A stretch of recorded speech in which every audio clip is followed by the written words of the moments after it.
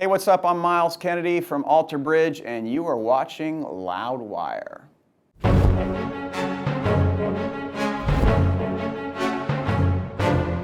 Hey everyone, Graham from Loudwire here, and it's Wikipedia Fact or Fiction time with Mr. Myles Kennedy. Thank you so much for joining me today. I'm excited. Thanks for having me. Oh, good. I I'm appreciate really it.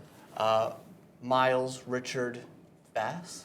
Myles Richard Bass Kennedy. All right. That's right. Oh, Bass Kennedy? Well, yeah, I mean, there was, I guess at one point, there was my mom brought that up, like, you can keep Bass, because originally it was Myles Richard Bass. Yeah. And then I was adopted as a Kennedy by my stepfather, but we were trying to figure out whether to keep Bass in the equation. I was just like, that's just... What does it say on your driver's license? Myles Richard Bass. Okay. So, correct. Born in Boston? Born in Boston. Okay, yes. They do get that wrong sometimes, so we like to check. Yeah. So, going along, check your Wikipedia page. You can confirm or deny and elaborate if you choose.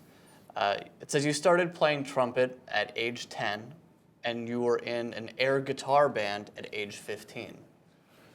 Air guitar started even earlier. Air guitar started probably 13. The craft started earlier. The with craft the air started guitar. early with the tennis racket in front of the mirror. Okay, so not a true air guitar because there was something There was more than air, yes. Racket. And then it actually evolved into like a piece of plywood that was cut into the shape of a guitar that I played so much that and my parents still have it, that the neck is actually kind of black from all the oil on my hands. Yeah. Because splinters? No splinters. Okay. And then it evolved to even something cooler. There was this gentleman that was at my parents' church who was really cool, and he saw my love for this, and he made me a Randy Rhoads style. And that was deluxe. With polka dots? No, it was the stripe. It was the stripe one. Kind of. I'm trying to remember what it was, but that was pretty awesome. Before finding success as a performer, you worked as a guitar instructor at Rock City Music in Spokane, Washington. Yes. All true so far. That is true.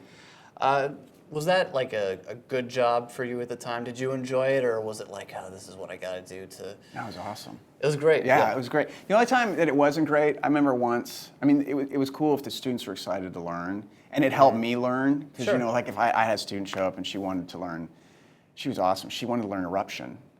Oh. She was 14. We spent 8 weeks, a half hour every like Tuesday, transcribing eruption, and she got it down. It was she got it down. It's pretty impressive. But then there were those moments where it was like the parent would drop their 8-year-old off, and they just need somebody to babysit their kid for a half hour. I'm not a good babysitter. No, and the kid just wasn't into it, didn't care, and didn't want to play eruption. No, he didn't. No. After developing tinnitus in 2002, you suffered from a pretty major bout of depression.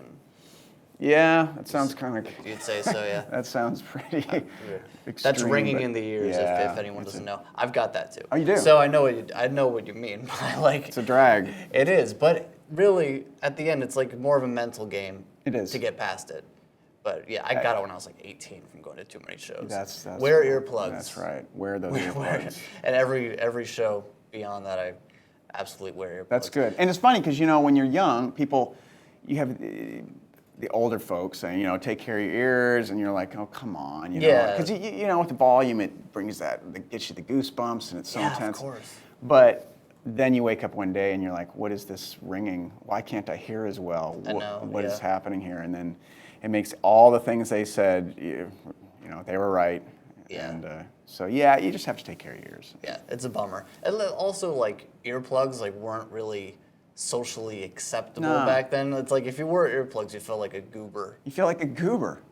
A goober. It was more important to not look like a goober. But nowadays, put in those earplugs. That's right. Everyone's got them. Although wouldn't you admit that when you put in earplugs, it's kind of like a sonic condom?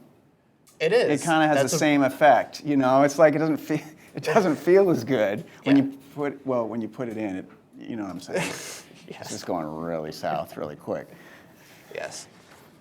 But wear condoms. With the tinnitus, like, can you tell me how you finally got past it? Because it sounds like it really almost ended your career. Yeah, it almost did. Before you even hit like this huge peak that you're at right now. What I learned with it, I'm sure you figured this out, it really is kind of a game you play. Yeah. You just learn to shut it off, and kind of, more or less. In fact, I almost find a little bit of solace in it now. It's like the friend in your head that just won't shut up. Reminding you of how much you love music. Exactly. Exactly. No, it's true. Yeah. So yeah, it's and also technology has made it so that with those in-ear monitors that we wear now, they're so good. They've got them dialed in to where I don't have to turn them up nearly as loud, so I don't the tinnitus doesn't get worse or a lot worse. Yeah. Keeps you safe. Yeah. Very good. It says Alter Bridge was almost called One Day Remains in reference to Donnie Darko. That's a good question. I don't remember that. Whether it was going to be called One Day Remains? I don't either, actually. Yeah, 12 years ago. That's a Mark question. Mark? One Day Remains was from Donnie Darko. Okay. It is from Donnie Darko, Mark Tremonti off camera. Thank you, Mark. Thank you very much, Mark. We played this with him already. You should watch it. It says, while on tour for Blackbird, you collaborated with members of Led Zeppelin for a project that never materialized. This is true. That's true. This is true. So, are there recordings of this that just haven't gotten out, or? There might be like raw recordings. I don't think there's anything. It wasn't like we were in the studio and tracking things. People misinterpret it as like there were songs written and a record started. It was nothing like that. Okay, so no songs written. There were some jams, there were two tracks that they had played that were new, and I just scattered over the top and just kind of made up stuff, which was awesome. I mean, it was fun. It was fun for me, I should say. Pretty amazing, sure. What is it that didn't allow that project to take off? That's a good question, because that period started in June of 2008, and I think they kind of molded over for a good 6 months as to whether they were going to do that or not with me or somebody else, and then they finally, by the end of the year, decided they just weren't going to do anything. Was this going to be under the Led Zeppelin name? Or no, I think it was going to be something completely different. Okay. Yeah. Well, regarding Led Zeppelin, it says on Wikipedia, at one point you were the leading candidate to replace Robert Plant for a Led Zeppelin reunion. No, I think if you put it in those kinds of terms, they knew you can't have Led Zeppelin without Robert Plant. That's a rough one right there. Yeah. Even with a guy like yourself, Robert Plant. No, you can't. Robert Plant. I wouldn't pay to see that. You never know. You could be Axl Rose and AC/DC. It turns out to be a pleasant surprise. Yeah, well, that's been great. That's been awesome. That's worked. You never know. You never know what's going to work, I suppose. But all right, a little bit of fiction there. AB3, you wrote the album's lyrics around the themes of faith and believing, and for this reason you consider AB3 to be Alter Bridge's darkest album. Yeah, it's a pretty dark record. It was kind of the epiphany for me at that point, where it was my, I was raised originally in a Christian Science household, and then my mom. Christian Science household. Which is that's heavy stuff. In fact, my biological father passed away because he wouldn't see doctors, blah blah blah. Oh, and then, so he was a Christian Scientist as well. Okay. Yeah. So and I think that was the beginning of that was where the seed was planted for my questioning and my frustration with religion, and then all through my youth and early 20s, I still embraced.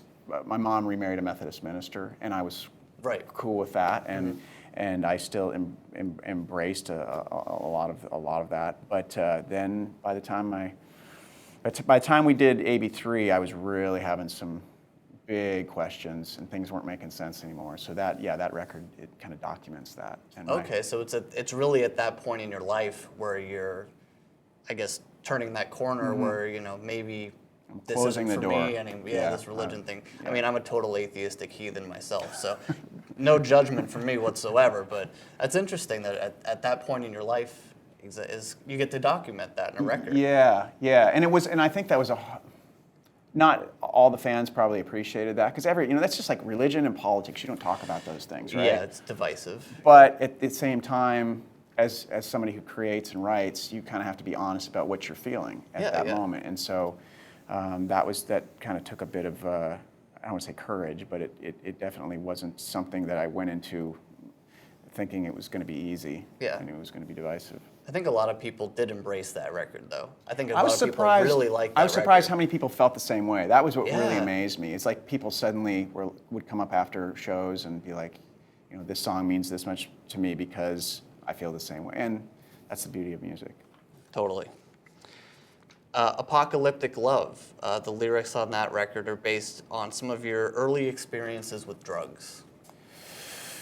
A little bit partying, yeah. A little partying, okay. A little bit of partying. There's a song called "Not for Me," which was the epiphany, that waking up one morning and realizing, okay, enough of that. I don't. There's a line about the dirty sunrise creeping in, and that's how it felt. There's certain things you do and you wake up the next day and you're just like, that. It was time. It was time. Yeah, you just kind of get that moment where it's like, I'm done with this stuff. I'm sick and tired of feeling sick and tired. That's right.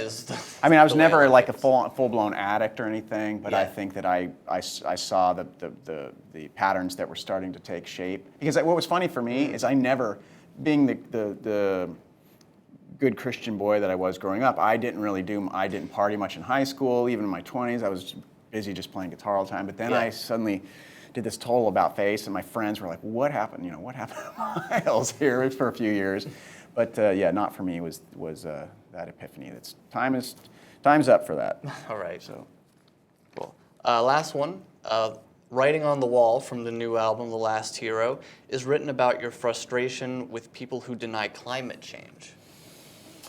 Yeah, I think once again another polarizing subject, because there are a lot of people who seem to think that it's not happening, and it actually, there's I guess one of the big questions is whether it's man-made or not. That's, I guess, where some scientists are like, well, this is part of a natural progression. This is part of a cycle. But there's a key line in there about the rate of change, which I learned from reading this guy, or not reading, but I'd heard an interview with a guy named Michael E. Mann, who talks about since fossil fuels were brought into the mix and how rapidly, and you can see the correlation with this rate of change from a climate standpoint. So that's where some of that came from. I mean, look, I'm going to let science argue whether or not it's man-made or not. Regardless, something's going on. Something's changing. Yeah, in my opinion. This might be a crazy thing to put out there, but maybe we should listen to scientists. That's brilliant. I like listening to scientists. I like science. I want my science from the scientists. I totally agree. That's just me, though. That's me too. All right. Well, I want to thank you so much for playing our game. Alter Bridge, The Last Hero, is out October 7th. Pick it up. Myles Kennedy, everybody.